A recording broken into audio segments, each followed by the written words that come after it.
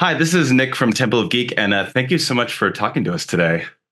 We Our pleasure. are thrilled to do it. Huge fans of Temple Geek, so we're really stoked to be here. Perfect, because we like to talk to everything geek. Speaking of which, Rebuild the Galaxy, exciting new Lego Star Wars. Basically, kind of looking at it from a viewpoint is you've got kind of a what if concept, but in a very Lego kind of way. How did you go about developing this concept? Lego and Lucasfilm really wanted to do something special for their 25th anniversary of that Lego Star Wars partnership. And, we had a relationship with them. We worked a little bit on some of the other Lego Star Wars, like the holiday special and things like that, just pitching jokes and punching things up. But they knew what big fans of both Star Wars and Lego we are. And so, yeah, we just started getting to talking of like, how can we celebrate Lego Star Wars in a way that we've never seen before?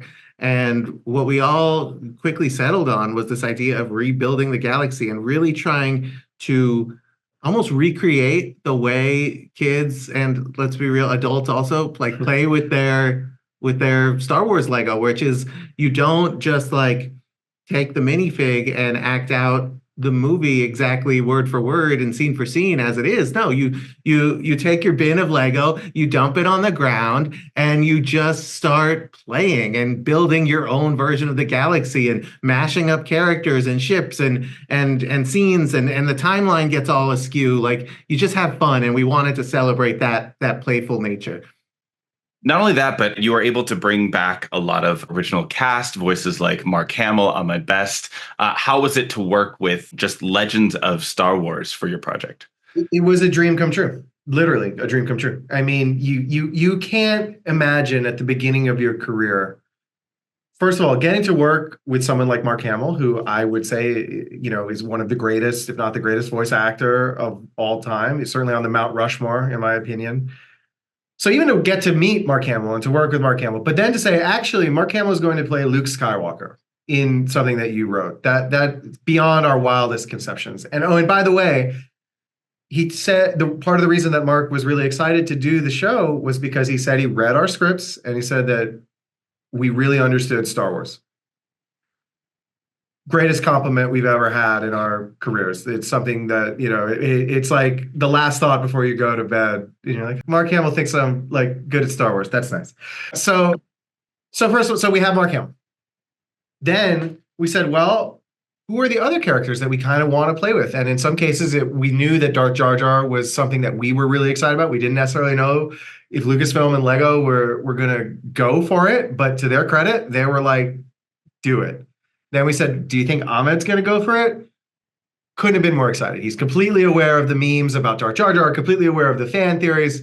He was stoked. And we got to actually experience him becoming Jar Jar. He just is Jar Jar. And so to see that with our own eyes in the recording session was one of the highlights of our career. And then there were characters we wanted to spend more time with, like Rose Tico.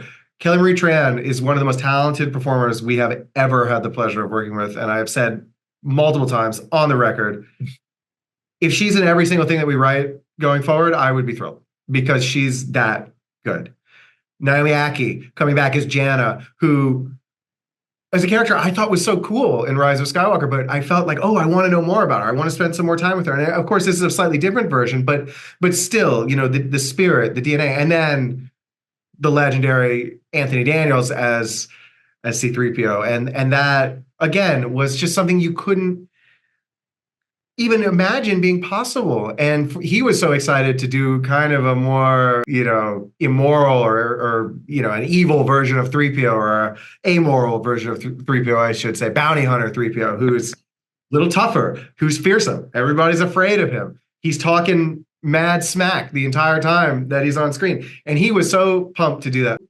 Oh, and then of course the cherry on top at the very end of the special, Billy D. Williams as, in a very special little tee up for the promise, hopefully, of future adventures. And he was as cool and as suave and just charismatic as you would hope that he would be. He was kind and just so cool. So we were pinching ourselves on a nearly daily basis, going, I can't believe this is our lives, but it is. I got to talk to Ahmed a few months ago, and one of the things he was super excited about was having the Dark Falcon. He was all about the Dark Falcon. Obviously, there's certain things you don't want to give away because you want people to watch this, but are there things that have been shown in some of the trailers are things that you were super excited about to be able to have done as fans of Star Wars? I mean, so many things. You know, I'm thinking about things that are in the trailers. You know, Ewok bounty hunters, and what else is in the trailer? We got the Ewok bounty hunters. We've got Darth Ray. We've got like a whole just some of the mess of Sith.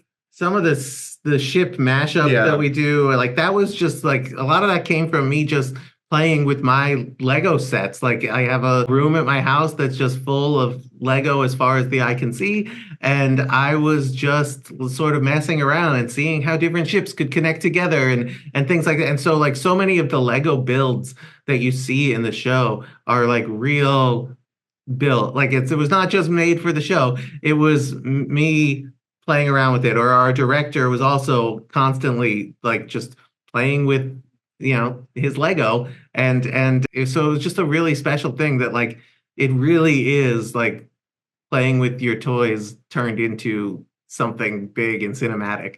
I would say the thing that I'm the most excited about is we have a lot of fun with all of the pre-existing characters and all the iconic ships and changing them up and doing unexpected things, but I'm really excited for people to get to know these original characters, and I'm really excited for people to say, I had a certain preconceived notion of what a Lego Star Wars special might be, and this is different than anything I could have expected. That this is a true Star Wars adventure through and through that gets very emotional at times, that gets very serious at times. And, it's always funny and there's always cool stuff going on, but at the heart of it, I think it feels like Star Wars.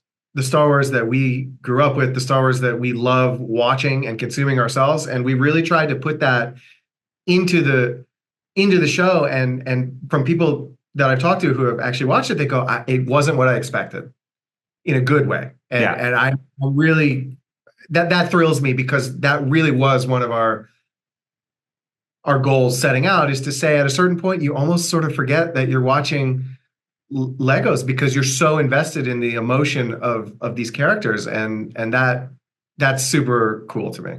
Something that Lego has really done over the years with Star Wars is that the humor in it's kind of making fun of itself when it comes to Star Wars, but in such a way that it's fans that are making these jokes in order to kind of bring some levity, but also balance that heart. How do you balance out that humor with the storytelling aspect? I think that you have to have an absolute and pure-hearted love of the thing that you're making fun of or poking fun at a little bit. I also think that sometimes there's a tendency to think that fans only like the things that are good in a certain fandom, and I don't think that that's true at all. At least it's not true in my experience.